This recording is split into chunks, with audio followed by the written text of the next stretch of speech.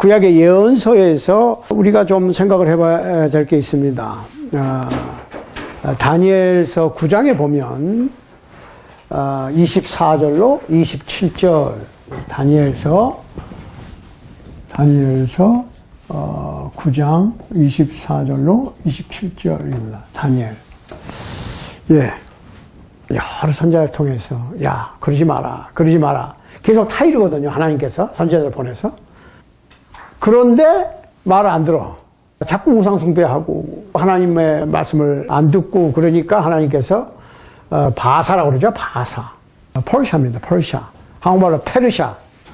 페르시아에 70년 동안 그 포로로 잡혀가고 그러니까 588 BC에 유다가 멸망하고 그 다음에 732년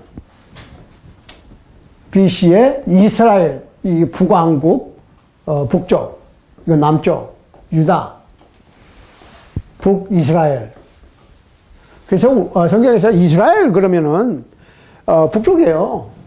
사실은 유다 왕국은 남쪽이고 아무튼 732년 BC에 멸망했고 588년 BC에 유다가 멸망했으니까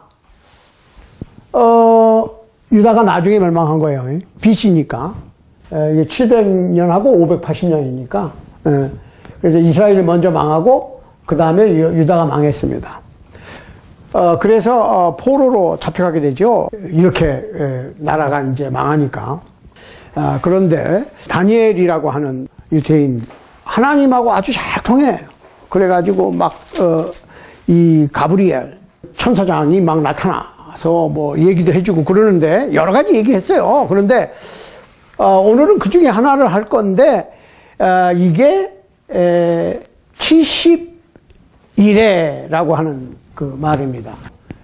그러니까 70 and 7 이렇게 되거든요. 그러니까 아무튼 영어로는 77 이렇게 돼 있거든요. 그러니까 한국말로는 71회 이렇게 되거든요. 그러니까 1회가 70번 있는 거예요. 이런 얘기예요. 자, 그런데 일단 읽어보십시다. 다니엘서 9장 24절부터 가브리엘 천사가 막 날아와서 다니엘이 기도하는 가운데 어떤 그 이상을 보여주는 거예요. 자, 24절부터 27절까지 우리가 일단 읽으십시다. 네 백성과 네 거룩한 성을 위하여 71회로 기한을 정하였나니 허물이 마치며 죄가 끝나며 죄악이 영속되며 영원한 의가 드러나며 이상과 예언이 응하며 또 지극히 거룩한 자가 기름 부음을 받으리라. 그러므로 너는 깨달아 알지니라. 예루살렘을 중건하라는 영이 날 때부터 기름 부음을 받은 자 곧 왕이 일어나기까지 7일회와 62일회가 지날 것이요. 그때 곤란한 동안에 성이 중건되어 거리와 해자가 이룰 것이며 62일회 후에 기름 부음을 받은 자가 떨어져 없어질 것이며 장차 한 왕의 백성이 와서 그 성읍과 성소를 회파하려니와 그의 종말은 홍수의 엄몰됨 같을 것이며 또 끝까지 전쟁이 있으리니 황폐할 것이 작정되었느니라. 27절 그가 장차 많은 사람으로 더불어 한 일회 동안의 언약을 굳게 정하겠고 그가 그 일회의 절반에 제사와 예물을 금지할 것이며 또 강포하여 미운 물건이 날개를 의지하여 설 것이며 또 이미 정한 종말까지 진노가 황폐케 하는 자에게 쏟아지리라 하였느니라. 그래서 오늘은 그 다니엘의 71회 이 얘기를 좀 해보려고 합니다. 자, 이게 그 무슨 얘기냐면 기름 부음을 받은 자가 나타나고 또 기름 부음을 받은 자가 끊어지고 그 다음에 동물 제사를 드리고 과일이나 곡물이나 이런 것들을 직접 바치는 일들이 끝나는 그런 얘기들이 이제 여기 있어요. 여기 아주 재미난 게 뭐가 있냐면은 그 기한이 77s 이렇게 돼 있거든요. 그러면 여기서 우리가 이 하루라고 하는 개념, 일일이라고 하는 개념을 구약성경에서 좀 생각해 볼 필요가 있어요. 그래서 우리가 좀 그거를 생각해 보려고 그러면 민수기 14장 한번 가봐야 돼요. 민수기 14장 33절, 34절. 민수기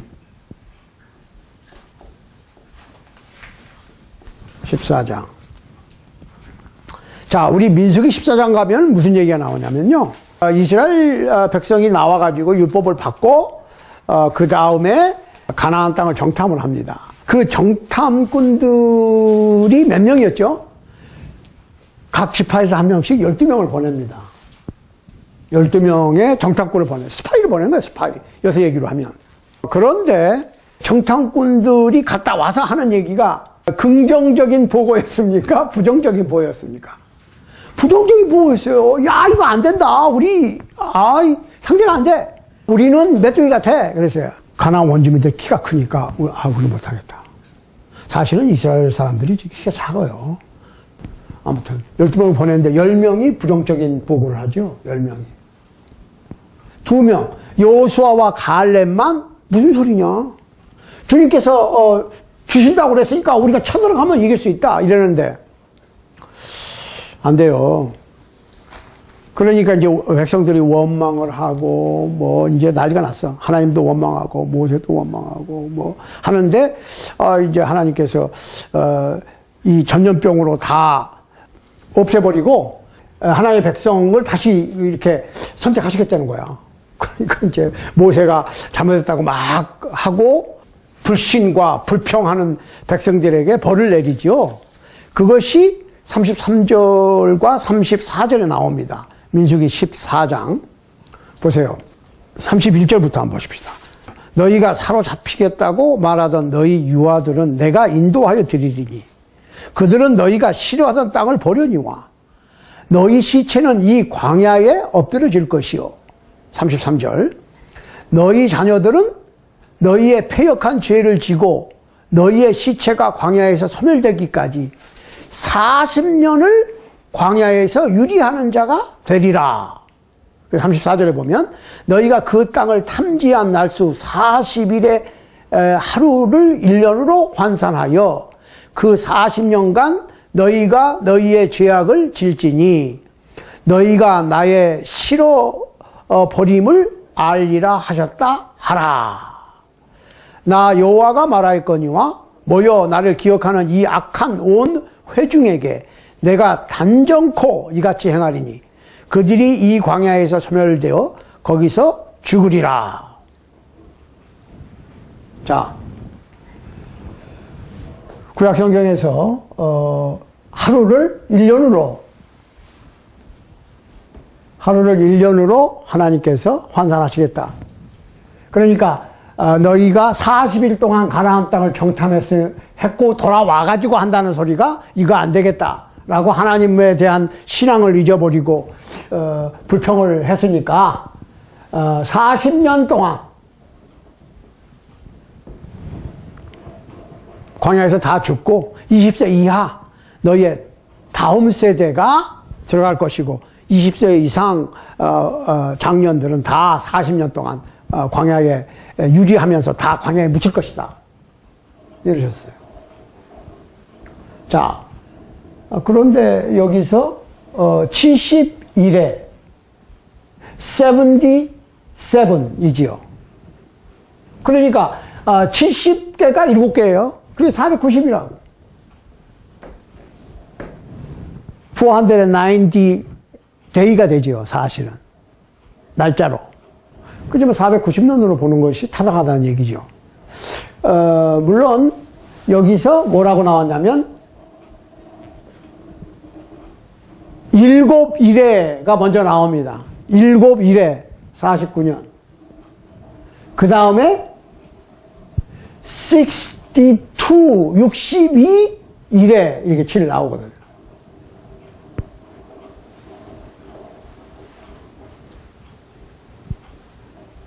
434년. 그 다음에 마지막 원일의 7년. 이게 나오거든. 49. 자, 언제부터 시작한다고요? 예루살렘 성을 다시 재건하라는 명령이 떨어질 때부터, 자, 586년에 완전히 망했죠. 586년에. 제가 아까 588년이라고 그랬던가요? 586년이 맞습니다. 네, 왜냐하면 586년에 유다 왕국이 멸망했어요. 그러니까 제가 아까 그 시드기야 마지막 왕을 얘기해서 잘못. 그러니까 586년에 완전히 예루살렘 멸망을 했고 588년은 시드기야 왕, 마지막 왕의 얘기입니다. 586년이 맞습니다. 586년에 망했으니까 70년 동안 포로로 잡혔으니까 몇 년에 이스라엘이 돌아와야 되죠? 516년이죠. 70년 빼니까 516년.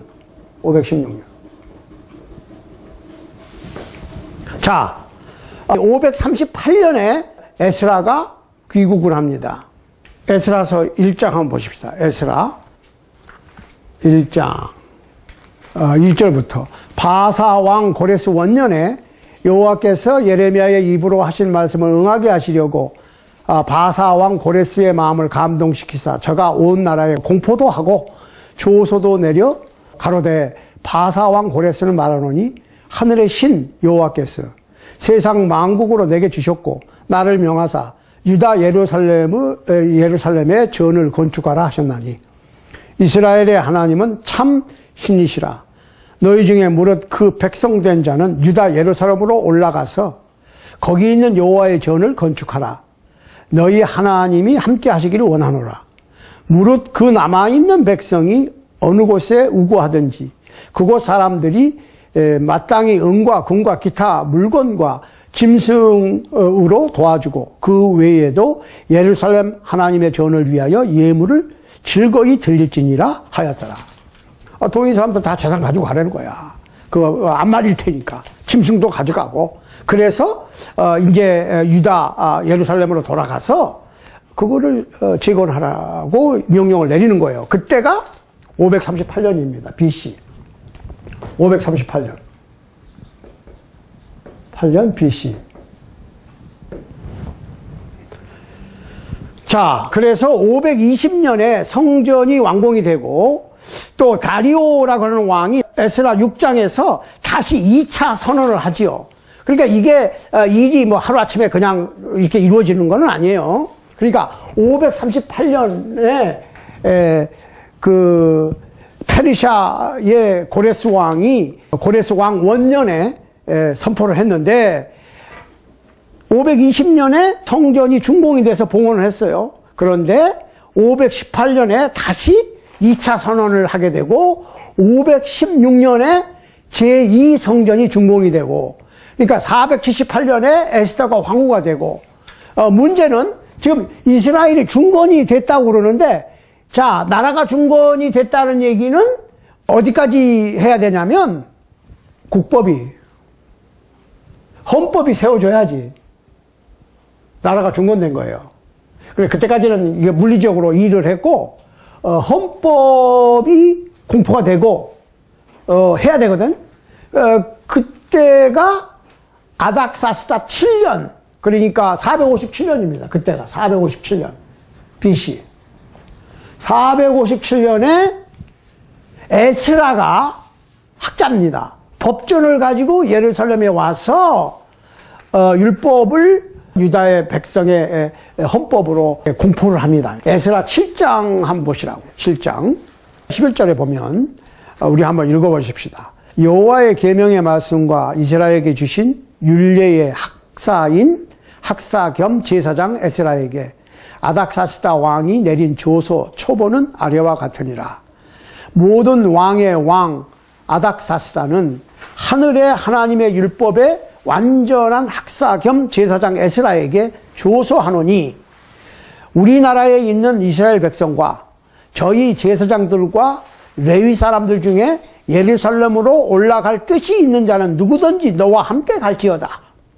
너는 네 손에 있는 네 하나님의 율법을 쫓아 유다와 예루살렘의 정형을 살피기 위하여 왕과 7 모사의 보냄을 받았으니 왕과 모사들이 예루살렘에 거하신 이스라엘 하나님께 성심으로 드리는 은금을 가져가고 또 네가 바벨론 온 도에 얻을 모든 은금 및 백성과 제사장들이 예루살렘 그 하나님의 전을 위하여 즐거이 드릴 예물을 가져다가 그 돈으로 수송아지와 수양과 어린 양과 그 소재와 그 전제의 물품을 신속히 사서 예루살렘 내 하나님 전단 위에 드리고 그 나머지 은금은 너와 너의 형제가 선히 여기는 일에 너희 하나님의 뜻을 쫓아 쓸지며 내 하나님의 전에서 섬기는 일을 위하여 네게 준 기명은 예루살렘 하나님 앞에 드리고 그 외에도 내 하나님의 전에 쓰일 것이 있어서 네가 드리고자 하거든 무엇이든지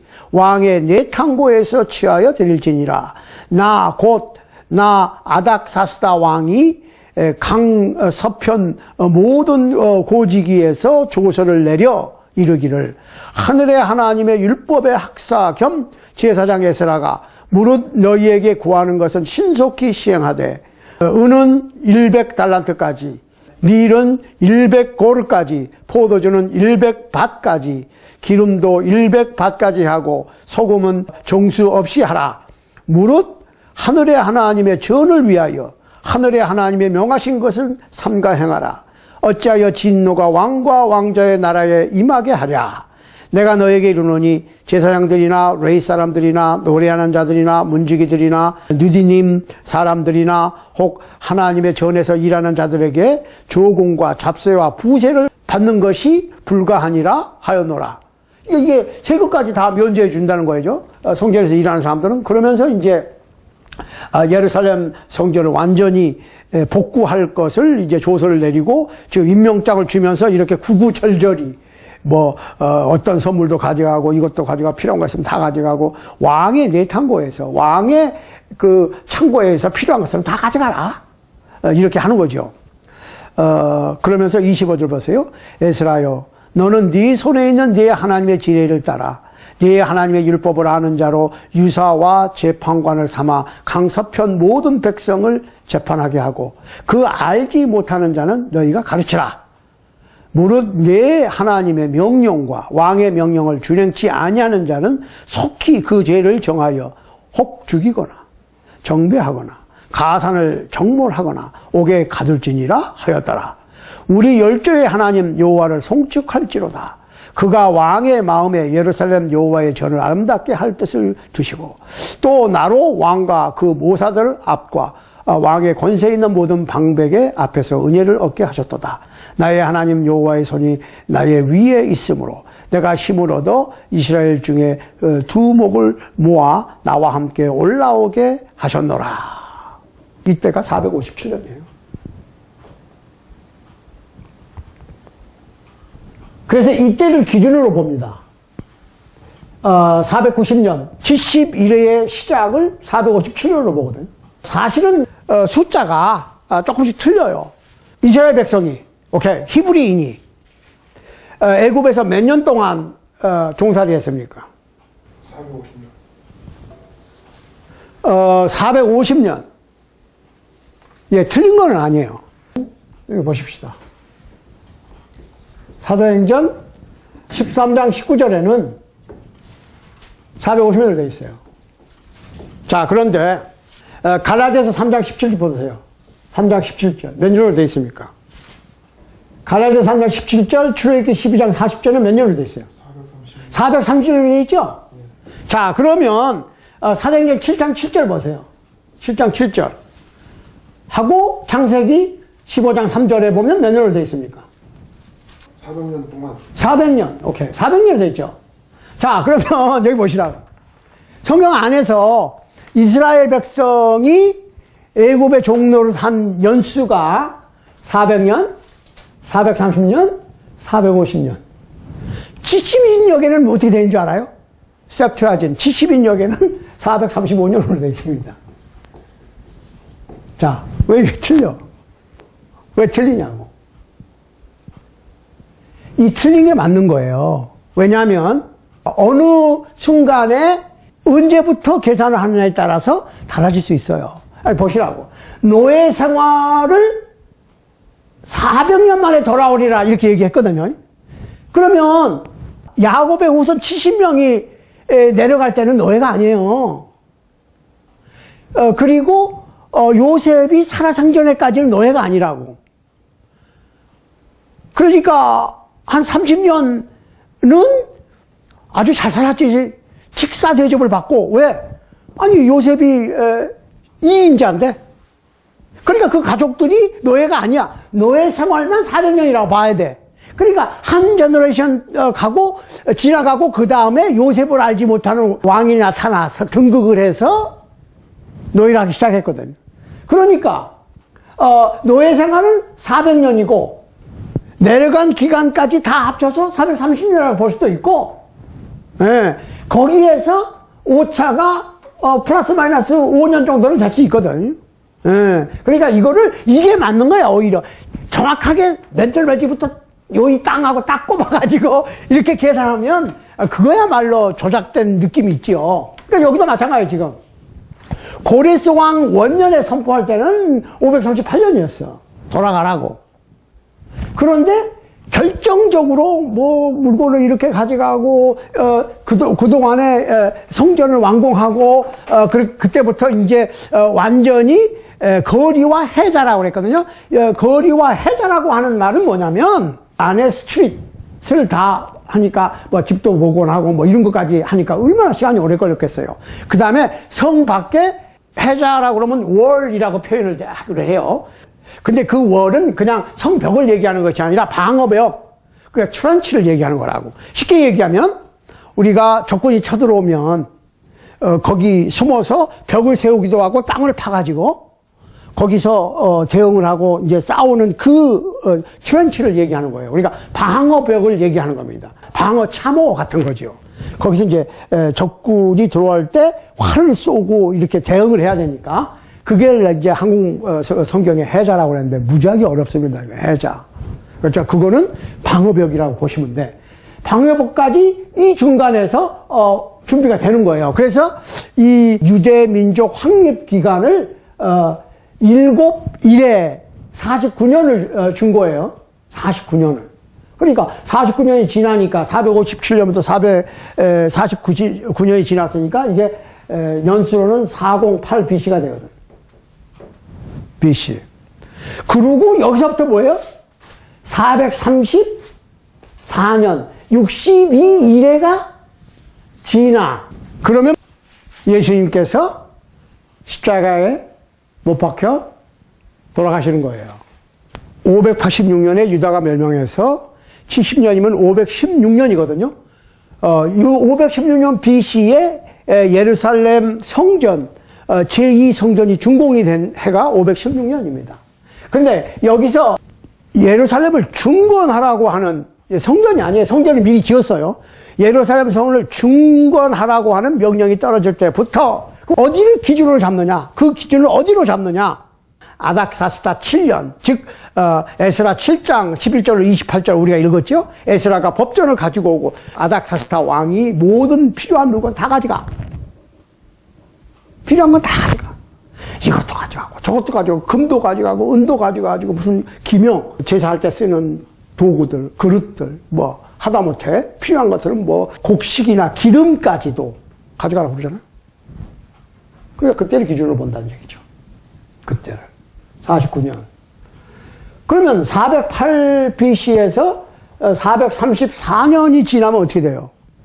26년이 되거든. 26 AD. 아니지. 이쪽으로 써야지. AD 26년이 되거든. 그렇죠? 여기서 408을 빼면은 26년이잖아요. 그러면 예수님께서 30세쯤 공생애를 시작하셨으니까 26년이라고. 제가 4년 줄리어스 달력 오차가 4년이라고 말씀드렸죠. 그러니까 예수님께서는 제로에 태어나신 것이 아니라 BC 4년에 태어나신 거예요. 원칙적으로. 4년의 차이가 있다고. 30세쯤 그랬어요. 그러니까 26년쯤 되는 거야. 이때까지가 7일에 49년, 62일에 434년, 여기가 서기 26년. 마지막 한 주간에 중간에 뭐가 끊어져요? 제사. 그러니까 이게 이제 물리적인 동물 제사. 그 다음에 뭐 떡을 빚어놓고 하는 그러한 제사. 구약 시대에 행해졌던 제사가 끊어지고, 메시아가 끊어지고, 이사야서 53장 8절에 보면 이런 말씀이 있어요. 그가 곤욕과 신문을 당하고 끌려갔으니 그 세대 중에 누가 생각하기를 그가 산자의 땅에서 끊어짐은 마땅히 형벌받을 내 백성의 허물을 인함이라 하였으리요. 이렇게 했는데 진짜로 골로새서 2장 14절에서 예수 그리스도께서 십자가에 못 박히셔서, 예수 그리스도께서 십자가에 못 박히시니까 29년 반. 왜냐하면 이게 3년 반이잖아요. 지금 마지막 한 일회를 반으로 나눠서 이걸 중심으로 해서 제사도 끊어지고 메시아가 끊어지고 뭐 이런 사건이 벌어지거든. 그러니까 이게 29년으로 봐야 되거든. 3년 반, 29점 몇 년이 되겠죠. 아무튼 예수님의 십자가가 여기 있는 거야. 여기에서 골로새서 2장 14절, 그 다음에 이사야서 53장 8절에 있는 말씀과 같이 메시아가 끊어지는 거야. 마지막 한 주간에. 마지막 한 주간에. 이게 아주 중요한 거예요. 마지막 한 주간에. 마지막 7년에. 메시아가 끊어진다. 그러니까 영석이 이루어진다. 이렇게 표시하거든요, 지금. 다니엘서로 다시 갑니다. 그래서 다니엘서 9장으로 가면 뭐라고 얘기했냐면 24절을 다시 읽겠습니다. 요거를 생각하고 읽으면 이제 정신이 딱 버떡 납니다. 네 백성과 네 거룩한 성을 위하여 70일에로 기한을 정하였나니 허물이 마치며 죄가 끝나며 죄악이 영속되며 영원히 속죄되면 그 얘기예요. 영원한 의가 드러나며 이상과 예언이 응하며 또 지극히 거룩한 자가 기름 부음을 받으리라. 자, 그러므로 너는 깨달아 알지니라. 예루살렘을 중구원하라는 영이 날 때부터 기름 부음을 받은 자 곧 왕이 일어나기까지 7일에와 62일에가 지날 것이요. 자, 여기서 얘기했죠. 7일에 49년, 62일에 434년. 그 다음에 그때 곤란한 동안에 성이 중건되어 거리와 해자가 이룰 것이며, 그러니까 곤란한 동안에나마는 in the trouble 그 얘기예요. 아주 우여곡절이 많아. 길거리와 그 방어벽을 만드는 일에 여러 가지 일도 많고, 그렇죠. 그 얼마나 황폐된 성을 다시 재건하는데 일이 많겠어요. 그 다음에 26절 62일의 후에 기름 부음 받은 자가 끊어져 없어질 것이며 장차 한 왕의 백성이 와서 그 성읍과 성소를 폐하려니와 그의 종말은 홍수의 엄벌됨 같을 것이며 또 끝까지 전쟁이 있으리니 황폐할 것이 작정되었느니라. 여기서 작정되었다는 얘기는 예루살렘 멸망을 얘기하는 거예요. 그 안에서 다 정해. 예수님께서 돌아가시기 전에 마태복음 24장에서 예루살렘 멸망에 대해서 언급하시죠. 그런데 실제로 그건 역사적으로 70년에 망하잖아요. 이스라엘이 타이러스에 의해서, 타이러스와 로마군에 의해서 없어집니다. 그러면 마태복음 24장에 나오는 그 징조들은 예루살렘 멸망의 징조다. 그렇지만 제자들이 분명히 어느 때 예루살렘 성전이 그렇게 무너질 것인지, 그리고 세상 끝날에는 이렇게 했기 때문에 예루살렘의 멸망하고 이 세상 끝날하고 이게 얘기들을 쭉쭉 이렇게 하신다고, 예수님이. 그러니까 거기에 나오는 징조들은 예루살렘 멸망 징조지요. 그렇지만 거기서 이제 언급을 하실 때 이 세상 끝날도 언급을 하시는 거예요. 환난 후에 즉시 해가 어두워지고 달이 빛을 내지 아니하고 별들이 하늘에서 떨어지며 하늘의 권능들이 흔들리리라 그랬거든요. 예. 그러니까 여기서 말하는 것은 진짜 천지지변이 일어났어요. 예루살렘 멸망 후에. 예. 그런데 이제 문제는 그러시면서 인자의 징조가 하늘에 보이겠고 이랬거든. 그 인자의 징조, 땅의 족속들이 통곡하고 인자가 구름 타고 능력과 큰 영광으로 오는 것을 보리라. 저가 큰 나팔 소리와 함께 천사들을 보내리니 저희가 그 택하신 자들을 하늘 이 끝에서 저 끝까지 사방에서 모으리라. 자, 그런데 32절 보시라고. 무화과나무 비유를 들고 잎이 연하여지면 여름이 가까운 줄 아나니 이같이 너희도 이 모든 일을 보거든 인자가 가까이 곧 문 앞에 이런 줄 알라 그랬거든. 그러면서 내가 진실로 너희에게 말하노니 이 세대가 지나기 전에 이 일이 다 이루리라. 자, 예루살렘 멸망을 말씀하시면서 예수님께서 오실 것을 바로 기뜸을 해주시는 건단 말이에요. 그런데 문제가 있어. 예수님께서는 그걸 확신하기 위해서 이스라엘 멸망에 대해서는 징조를 이런 뭐 거짓 선지자가 나타났고 뭐 그리스도가 여기 있다 저기 있다 할 거라는 얘기를 하시면서 예루살렘 멸망과 세상 끝날의 멸망을 차례대로 이렇게 좀 타치를 하고 넘어가시다 보니까 사람들이 헷갈릴 수도 있어. 그러니까 36절에 보면 인자의 임하는 시간에 대해서는 특별히 언급을 하시거든. 왜? 그날과 그때는 아무도 모른다. 하늘의 천사도 모르고 아들도 모르고 아버지만 아신다. 그 노아의 때와 같이 인자의 임함도 그러하리라 하면서 나오는 얘기들은 이게 세상 끝날에 대한 말씀이라고. 왜? 아무도 모른다는 거지. 홍수전에 노아가 방주에 들어가는 날까지 사람들이 먹고 마시고 장가들고 시집자고 하면서 홍수가 나서 저희를 다 멸하기까지 못 깨달았어. 인자의 임함도 이와 같으리라. 그러니까 지금 제자들이 예루살렘의 멸망의 징조가 무엇입니까? 세상 끝날에는 어떤 일이 있겠습니까? 라고 물어보니까 예수님께서는 대답을 해주시는 거야. 쭉 대답을 해주셔야 돼. 쭉 물어봤으니까. 그런데 헷갈리지 않게 하기 위해서 예루살렘의 멸망의 징조와 예수님의 재림의 징조를 헷갈리게 하지 않기 위해서 끝부분에 가서 36절 이하로 분명히 예수님께서 못을 박으시거든요. 노아의 때와 같이 인자가 올 때까지 깨닫지 못하고 먹고 마시고 장가들고 뭐 계속 할 것이다. 그러므로 깨어있으라. 어느 날에 너희 주가 임할런지 너희가 알지 못함이라.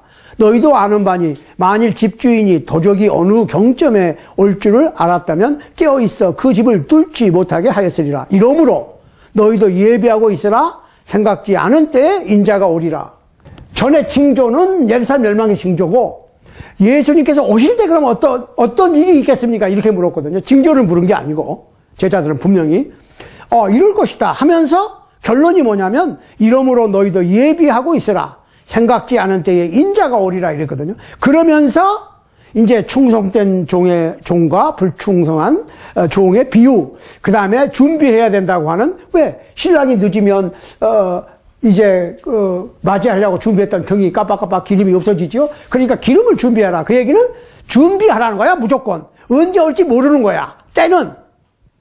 그 다음에 이제 달란트 비유, 열심히 일을 해서 많이 남겨라.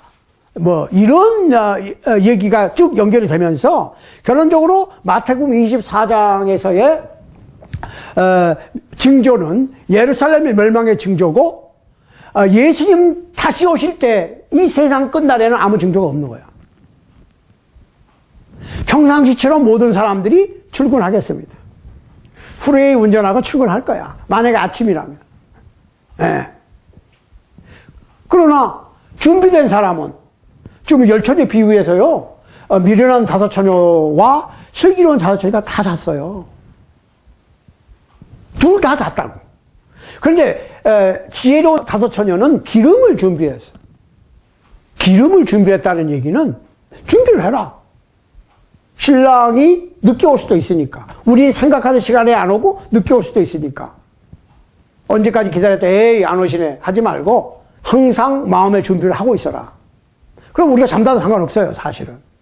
잠잘 때 오시면, 우리가, 천사들이 와서 깨우겠죠. 육신에 잠잘 때 얘기하는 거예요. 영혼에 잠자는 것이 아니고. 그러니까 준비를 하고 있는 사람은, 준비를 해놓고 밤에 자도 돼. 자야지 그럼 안 자고 기다려? 우리가 신앙적으로 마음의 준비를 하라는 얘기지 꼭 깨워서 잠 안 자고 기다려야 된다는 얘기는 아닌데 그렇게 너무 그거야말로 문자적인 해석은 곤란하죠. 자, 그런데 여기서 마태복음 24장에 대한 결론이 있어요. 결론이 뭐냐? 예수님께서 분명히 예언을 두 가지 하셨잖아요. 예루살렘 멸망과 이 세상 끝에 대해서. 그러면 예수님께서 예언하신 예루살렘의 멸망이 실제로 이루어졌어요. 서기 70년에. 그렇지만 예루살렘 멸망 후에 몇 년이 지나서 예수님께서 오신다는 얘기는 없어요. 다만 준비하라. 그런데 아주 재미난 게 있어요. 계시록 마지막 장 22장 20절 21절 한번 보시라고. 20절. 이것들을 증거하신 이가 가라사대 내가 진실로 속히 오리라 하시거늘 아멘 주 예수여 오시옵소서. 내가 진실로 속히 오리라. 자, 그 얘기는 지금 우리나라 말로는 지금 뭐예요? 미래형이죠. 오리라니까. 그럼 영어 성경은 어떻게 되어 있습니까? I will come이에요? I will come 아니죠? I'm coming이라고. I'm coming. 베드로 후서 3장 한번 보시라고요. 베드로 후서 3장 9절 하고 10절. 주의 약속은 어떠니 더디다고 생각하는 것 같이 더딘 것이 아니라 오직 너희를 대하여 오래 참으사 아무도 멸망치 않고 다 회개하게 이르기를 원하시느니라. 그러나 주의 날이 도적같이 오리니 그날에는 하늘이 큰 소리로 떠나가고 체질이 뜨거운 불에 풀어지려니와 땅과 그 중에 있는 모든 일이 드러나리로다. 이 모든 것이 이렇게 풀어지리니 너희가 어떠한 사람이 되어야 마땅하뇨. 거룩한 행실과 경건함으로 하나님의 날이 임하기를 바라고 간절히 사모하라. 그날에 하늘이 불에 타서 풀어지고 체질이 뜨거운 불에 녹아지려니와 우리는 그의 약속대로 의에 거하는 바 새하늘과 새 땅을 바라보도다. 사람들이 이렇게 회개하지 않으니까 안타까우시니까 아이고 이거 좀 조금 더 하고 기다리시는 것뿐이야. 그럼 그 절에는 뭐라고 됐습니까? 하나님께는 하루가 천년 같고 천년이 하루 같다. 그러니까 하나님의 시간으로는 뭐 하루가 천년 같고 천년이 하루 같으니까 뭐 한 20세기 지났다고 그래야 뭐 기껏해야 하나님한테는 한 이틀 정도 지난 것밖에 안 돼요. 신할 평지에 바벨탑을 쌓고 하늘 꼭대기까지 탑을 쌓아서 하나님을 좀 대항해서 또 노아 때 같은 홍수가 오더라도 흩어짐을 면하자 하고 하나님께 대한 도전. 오늘날에도 그러잖아요. 무슨 복제를 하느니 그런 얘기는 왜 나와? 인간은 하나님의 이미지, 하나님의 성정을 닮았기 때문에 어느 정도 흉내를 낸다니까요. 그 의학도 많이 발달했죠. 물론 또 못하는 것도 많지만 의외로 그렇게 해서 자꾸 하나님께 대한 도전장을 내거든요. 자, 그런데 신할 평지에서 그렇게 바벨탑을 쌓은 그 바벨탑을 하나님께서 참으시다가 결정적인 하나님의 권위에 도전을 할 때는 하나님께서 척 내려오셔서 이제 말이 하나였는데 말을 흩어져 버리는 거야. 그러니까 말이 통하는 사람들끼리 그냥 모여가지고 그냥 뿔뿔이 흩어져 버리는 거예요. 그럼 하나님께서 참다 못 참으시면 결단을 내리시는데 그때는 끝난다. 그렇게 하고서 또 문명이 또 세워지고 또 그 문명이 갑자기 없어지고 이렇게 몇 번의 기회를 주셨는데 이 시대는 마지막이라는 거죠. 예수님께서 오시면 여기 끝장을 내겠다는 거죠. 그러니까 예루살렘 멸망을 예언하신 예수님께서 재림하신 세상 끝날도 언급하셨으니까 그 예루살렘 멸망이 70년에, 서기 70년에 이루어진 것을 보고 예수님의 재림과 이 세상 끝날이 올 것을, 물론 징조는 없어요. 올 것을 우리가 확신할 수 있다. 그런 얘기입니다. 자, 그러니까 이 다니엘의 70일에 77 이거는 우리가 타임라인으로 봤을 때 이렇게 해서 예수님의 십자가를 통해서 핸라이팅, 이렇게 의문에 쓴 증서라고 그랬죠. 그거는 돌판에 새긴 거라고 그랬어요. 거기에 또 연례가 얼마나 많습니까, 거기에. 예. 지난번에 율법이 은혜 속에 들어갈 수 있느냐 했을 때, 율법은 절대로 은혜가 아니에요. 제사법은 은혜가 될 수 있어, 혹시. 왜? 율법을 준 거는, 율법을 거스리는 자, 율법을 지키지 못하는 자는 죄인이라고 하는 것을 알려 주신 거고, 그러니까 뭘 줬어요? 제사법을 줬거든요. 속죄제는 대제사장이 성막에 지성소에서 할 수 있고, 또 예루살렘에 안착하고 난 다음에 예루살렘 성전을 다윗이 재료를 준비해갖고 그 아들 솔로몬이 지어가지고 예루살렘 성전에 성전 뜰이 있고 성소가 있고 지성소가 있고, 그럼 지성소 제사법이 이게 은혜죠. 이게 은혜라고. 왜? 동물 제사를 통해서 죄 용서함을 받을 수 있는 길을 열어주신 거예요. 그러니까 피 흘림이 없은즉 죄사함이 없다. 그 피 흘림이 은혜라고. 은혜. 피 흘림. 그런데 인간 제사장이 동물 제사를 드렸으니까 효력이 1년밖에 안 돼. annually. 1년에 한 번씩 속죄제를 드려야 돼. 1년에 한 번씩. 대제사장이 피를 가지고 자기 입을 먼저 설교케 하고 피를 가지고 발 뒤꿈치에다 방울을 달고 지성소에 들어가서 하나님께서 임재하시는 그곳에 피를 들고 가서 속죄제를 드리는 거예요. 이게 은혜죠. 율법은 은혜될 수 없습니다. 율법과 은혜는 상반되는 겁니다. 왜? 율법은 죄를 죄로 규정짓는 것이 율법이고, 구약시대에는 이러한 제사법, 속죄제법은 그 죄를 용서해 주기 위한, 은혜를 베풀기 위한 제사법이었고, 그런데 이 구약시대의 제사법, 동물제사가 예수 그리스도께서 십자가 위에서 못 박혀 살찌기고 피 흘리심으로 이 율법을, 우리를 죄를 지으면 죄로 규정하는 율법을 못 박아버렸다. 이것이 은혜의 결정판이죠. 이 은혜는 1년에, 효력이 1년밖에 안 가. 그렇지만은, 예수 그리스도는 영원하신, 멜기세덱의 반차를 따른 인간 제사장이 아니라, 밑도 끝도 없이 족보도 없는 멜기세덱과 같은, 영원한 대제사장. 그리고, 구약시대에는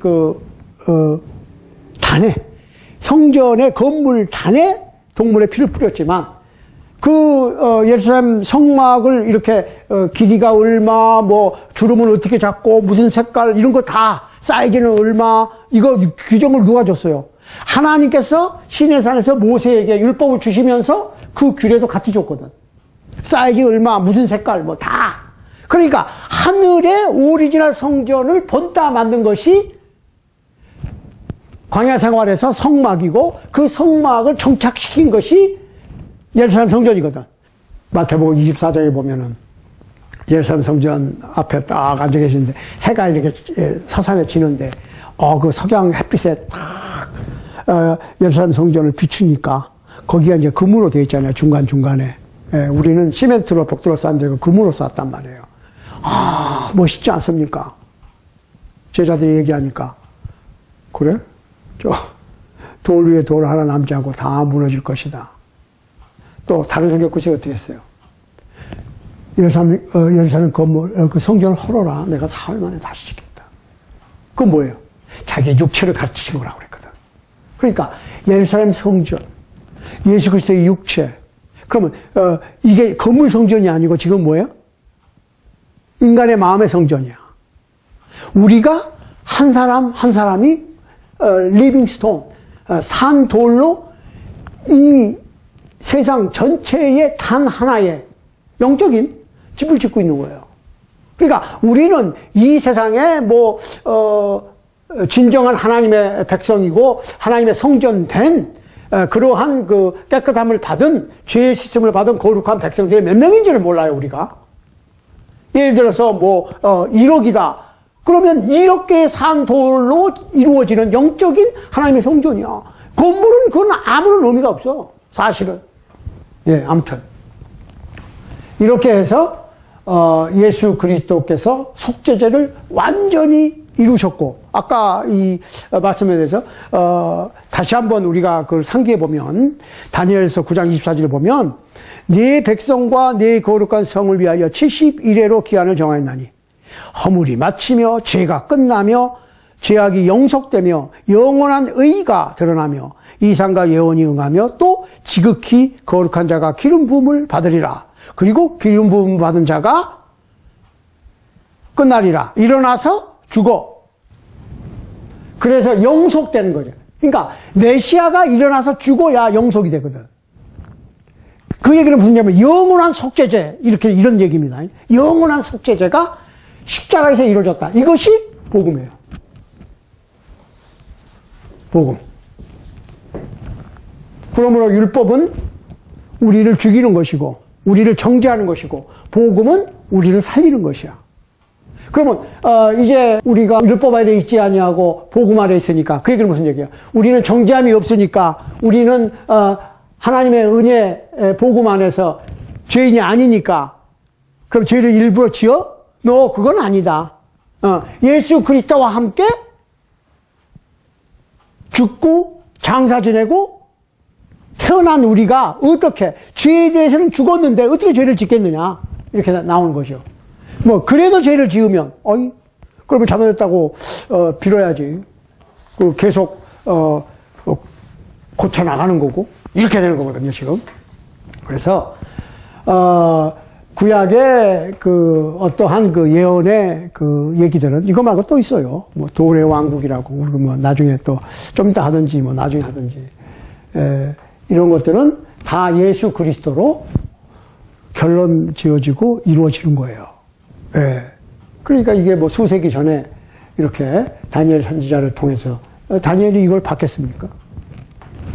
못 봤어요. 가브리엘이 얘기해 준 것 뿐이야. 그렇지만 그래서 성경에서 우리가 구약시대에 살았던 많은 사람들 보다 더 복되다고 그랬고, 그거는 이러한 하나님의 인간에 대한 영원한 속죄 같은 걸 못 봤잖아요. 세례 요한도 천국을 준비만 했지 천국에 못 들어갔어. 그러니까 여자가 낳은 자 중에서 세례 요한보다 큰 자가 없는데 천국에서는 모두가 다 세례 요한보다 큰 자다 그랬거든. 그러니까 우리는 구약의 선지자들보다도 더 위대하고 그 다음에 세례 요한보다도 더 큰 하나님의 백성들이에요. 어떻게? 예수 그리스도의 복음으로. 그러니까 이게 크리스천이 된다고 하는 게 이게 그냥 보통 그냥 소셜 클럽으로 좋은 사람들 만나서 좋은 얘기 듣고 교제하고 이 정도가 아니고 영생, 영원한 생명을 얻는 길이고 죄 범하기 전에 에덴 동산으로 돌아갈 수 있는 유일한 길이고 영과 육이 불사신이 되는 그런 하나님의 계획 가운데 오늘은 다니엘의 70일에라고 하는 예언의 말씀을 통해서 우리가 다시 한번 하나님의 은혜와 복음을 생각해 봤습니다.